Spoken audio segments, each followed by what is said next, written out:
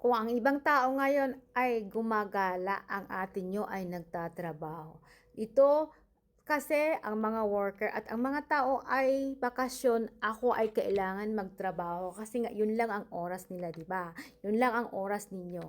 Pero bago dyan, may lesson natin ngayon is ano po about sa car insurance na T-in-1 at Temul. Ibig sabihin ng T-in-1, T-in tao. Temul naman ay sasakyan.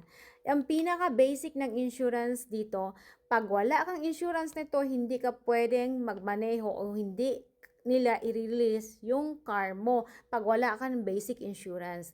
Ang pinaka-basic lang yan, napakamura niya, napakamura. Pero ang problema dyan, yung basic insurance ay mag-iingat tayo kasi pag nagkaroon ng aksidente, lahat ng kakulangan dyan ay sa bulsa natin lalabas. Kaya yun ang dapat ingatan din kasi ang aksidente hindi natin alam kung kailan mangyayari, di ba? Kaya nga tayo nagpagawa ng insurance. Kaya dapat alamin ninyo kung anong insurance ang meron kayo.